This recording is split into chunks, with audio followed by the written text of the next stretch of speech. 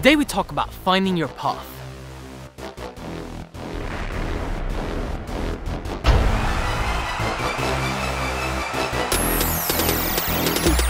Yeah, daily motivation, seeking success, finding your passion and being your best.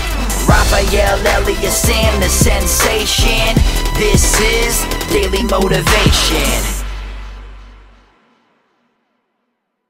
Most people get very caught up when it's time to decide where they're supposed to go, which road to take, which path to go down, which thing to pursue, which passion to go after, and what to really choose in life. Most people get very starstruck by this and almost stale, caught up, don't really move. They slow down, they start to hesitate, they start to question themselves. And this is of course a very major and pressing issue that you need to handle. If you're one of those people who's still questioning yourself, who's still thinking, oh, should I go here or there? You need to get in touch and in tune with your intuition.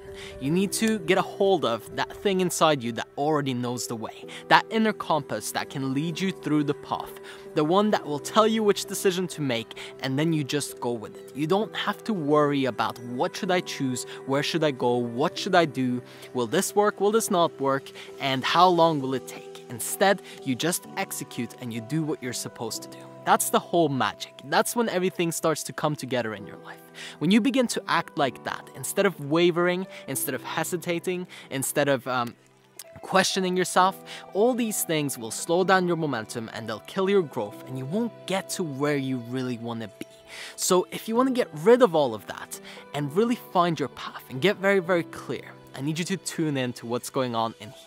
To what's going on in here, and stop listening to this thing, because this thing can go on for days and days and months and weeks and years, and it will never stop, and it will drive you insane because our minds are neurotic and they will just run wild. And if you don't get a grip and you don't get a hold of them and you don't control your brain, it'll just lead you astray. Really, ultimately, you'll try to make these technical decisions and things just don't seem to work out when you try to do that. So forget all the technicalities for a moment. And whatever decision you're trying to make, whatever path you're trying to pursue, whatever you're trying to do, just feel it in your gut. What are you supposed to do in this moment? Where are you supposed to go? And what are you supposed to be doing? If you ask yourself the question, what am I supposed to be doing right now? What should I really be doing right now? What do I ultimately want to be doing right now? And if you ask yourself those questions, usually leads you the way. It shows you roughly an estimate of where you need to start moving. Now, one thing that I've talked about before is that if you want to go somewhere, just find a rough direction and start moving, and you'll figure out the rest once you start getting there. You don't need to know everything in advance. You don't need to be perfect. You'll figure it out as you go, especially if you're trying to chase after something that doesn't have a beaten down path. You're trying to do something exceptional. There's not going to be a straight road ahead. It's going to be some difficulty. There's going to be some hardship.